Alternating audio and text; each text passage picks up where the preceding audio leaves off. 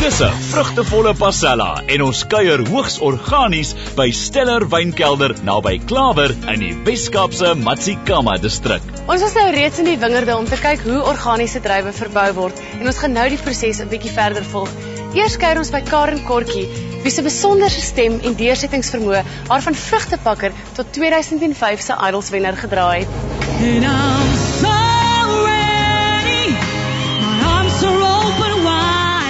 Dis haar stem en aangrypende verhaal wat Suid-Afrikaners agter haar laat staan het. Want Karen se pad was nie altyd met rose besaai nie. Maar kom ons begin eers by die hede. Ek is gelukkig genoeg om 'n paar dae saam met Karen te kan spandeer. Maar voordat ek haar ontmoet, gaan ek eers gesels met Dave Thompson, een van die beoordelaars van Idols. Die ander 3 beoordelaars was Randall Abrams van SABC Kommersiële Radio, sangeres en aktrise Mara Lou en radiopersoonlikheid Gareth Cliff. Dave is reeds 30 jaar betrokke in die Suid-Afrikaanse musiekbedryf en is tans bemarkingsbestuurder by Sony BMG, waar Karen se CD uitgegee gaan word. Dave, did the judges find what they were looking for in Karen?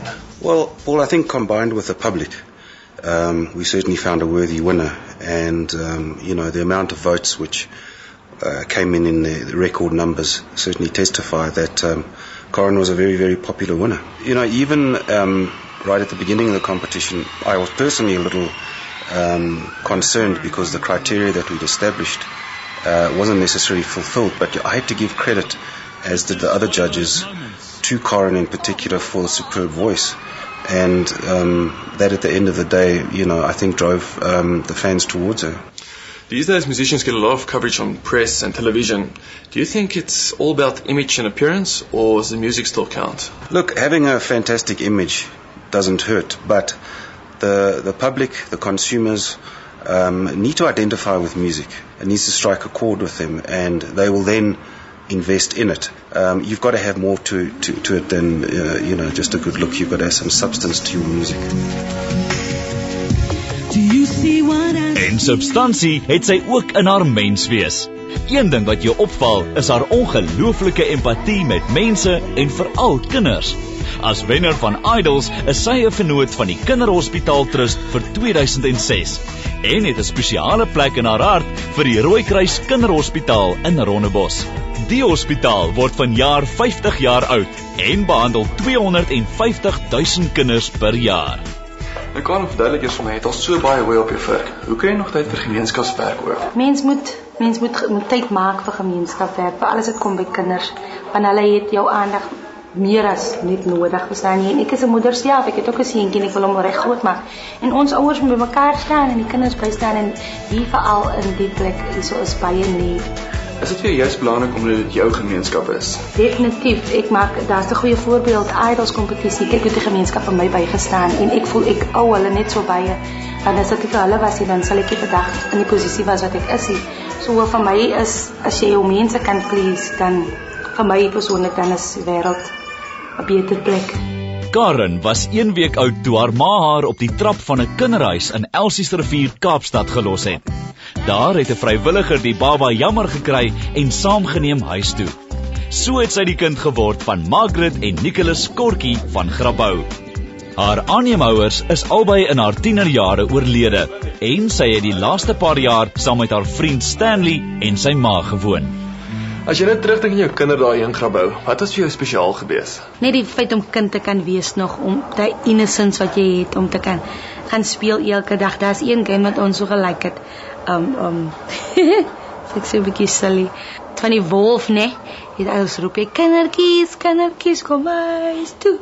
Nee, mama, nog eenmaal. Baie lekker game, hy gewys ek mis dit. En die mense sien nie dit meer in die strate gebeur nie.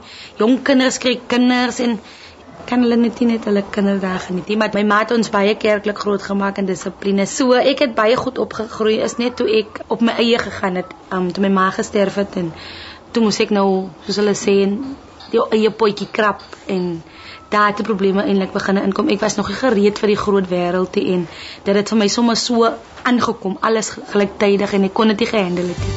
Al is hy nou 'n ster, bly Grabouw deel van haar planne.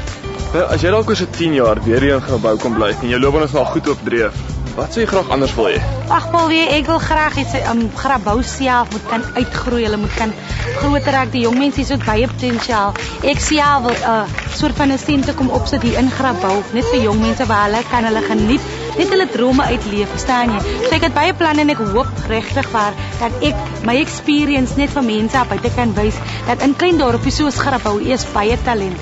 Karen se laerskoolloopbaan het sy by die Kathleen Murray Primêre Skool in Grabouw voltooi en haar hoërskool daar by die Groenberg Senior Sekondêre Skool.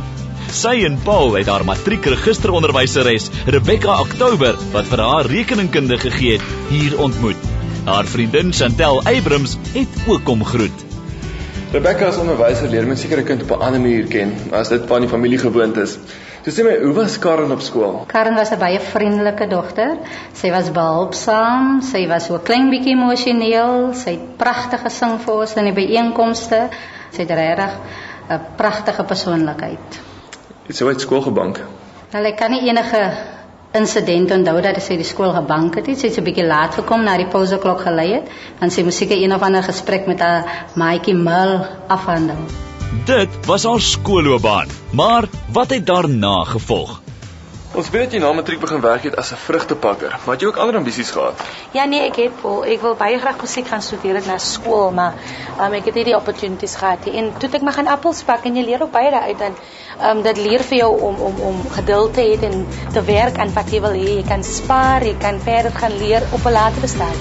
Sy het 3 jaar by die Toedui Groep aanleg appels verpak.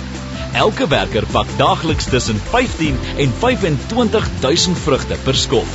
Wel, sy het nog die touch. Toesighouer Charmaine Williams was al te gretig om met ons oor Karen te gesels. Charmaine, jy ken al jare lank vir Karen. Hoe was dit om saam met haar te werk? Ag, dit was lekker om saam met haar te werk. Ek het altyd geniet om met haar te werk want sy het altyd 'n glimlag gehad as sy werk toe kom. Sy was vrywillig om oral te werk, daar wat ons vir stuur, daar het sy gewerk. Dit lyk soms asof sy 'n bietjie kwaai kon wees. Ag, soms maar dan moet sy dit maar weer afhou want sy moet nou werk doen as sy by die werk is. Karen, jy het so baie met die appels gewerk, eet julle daarom nog? Nee, ek het so baie skelmpies appels hier geëet, joh. Jy kan my niks vertel van appels. En jy kan die werkers beslis niks vertel van Karen Kortjie nie. Ek weet jy so tussen die werktyd het gekry om 'n bietjie te sing, maar was dit vir jou genoeg? Ag, jene wie as ek so geluister het daar binne en ek staan in werk en ek luister na musiek wat so oor die radio speel, daar wonder mense en ek droom my eie en ek kan nie my song hoe so daar gespeel het nie, maar ek was maar tevrede gewees het man met die band en so, verstaan jy mens? Jy het nog wel die passie vir wat jy doen, maar wat kan jy maak as jy nie die regte kombinasies en die regte mense het wat jou kan help so.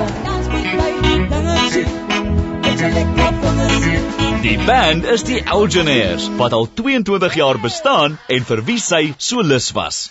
Winnen behalwe vir Karen se stem, wat nog dink jy het van haar 'n waardige wenner gemaak? Nou Paul, die eerste keer wat ek vir Karen hoor sing het, toe hoor ek en ek sien talent. En dit was in haar ma se huis. Behalwe haar sangtalent, haar persoonlikheid as mens, baie sterk persoonlikheid.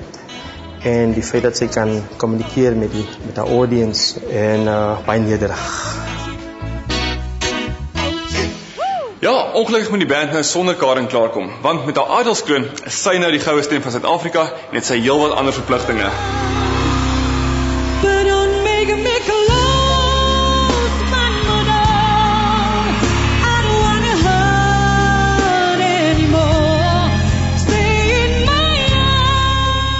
Karen spandeer deesdae soveel tyd aan opnames dat sy besluit het om haar tuiste op Grabouw vaarwel te roep en haarself te kom vestig hier in Johannesburg. Sy het vir haar en haar 3-jarige seentjie Cameron 'n huis in Boksburg gekry. Hulle het pas ingetrek en sy het nog nie eers tyd gehad om die huis volledig te meubileer nie. Maar dit sal kom, sê sy, want eers wil sy aan haar en haar seun se toekoms werk. En dit gaan nou al haar aandag en energie verg.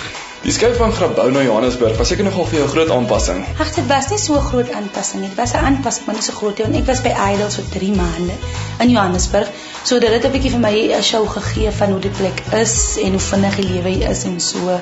En ek is ek hou van aksie en ek lekker ding aanpak en ek laat niks met terughou nie. So ja, dit is lekker. Dit is 'n lekker plek.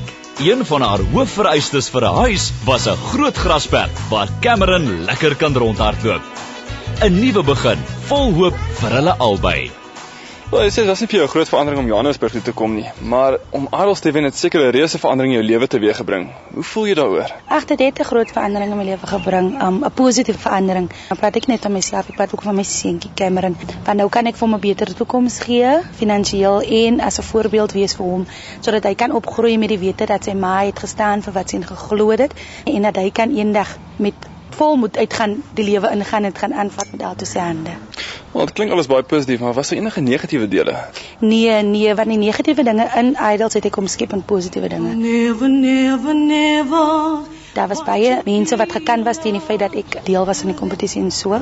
Maar ek het net gedink, as ek wil staan vir wat ek in glo, verstaan jy, as ek wil verder gaan in 'n musiek, dan moet ek dit aanvaar, verstaan jy, want dit kom met, is amper so, it comes with the package, soos hulle sê. En ek het sterker geraak, ek het gegroei daarin. Wel, jy sê jy staan vir waarin jy glo, maar waarom is dit wat jy glo? Ek glo in vir al ons vroumense, is hard vir ons om 'n toekoms vir onsself en vir ons kinders te bou. Dit is 'n manswêreld, so te sê, en ons moet ons wy inveg. In elk geval, my ma het vir my geleer, Karen, veg vir wat jy wil hê in die lewe en jy sal die vrugte dra van, maar glo in jou Here, want hy is die man wat jou daar kan bring. Sy is 'n vrou met haar voete plat op die aarde en haar oë vas op die toekoms. Karen, Idols het vir jou al die deure oopgemaak, maar op 'n persoonlike vlak, wat wil jy graag met jou musiek bereik? Ek is baie lief vir kinders, verstaan jy, en soos jy sê, Idols het deure vir my oopgemaak en ek wil net hê my experience met kinders help om hulle drome uit te leef. En ek kies my songs gewoonlik, dit moet 'n boodskap uitbring. Eendag as ek kan, want ek wil baie graag my eie musiek skryf, dan sal dit 'n betekenis hê definitief en dit sal 'n motivering wees vir jong mense. Do you see what I see? A ray of new light. By Sony BMG het Paul gaan luister hoe sy repeteer vir haar CD-opname. Karen het nog altyd vir haar vriende gesê dat hulle eendag haar stem op die radio sou hoor. Wel, vandag het sy haar drome bewaarheid, ver bo haar eie verwagtinge. En al wat vir ons oorbly om te sê is, you go girl, want Suid-Afrika staan agter jou. Kyk uit vir haar CD wat later vanjaar vrygestel word. I wanna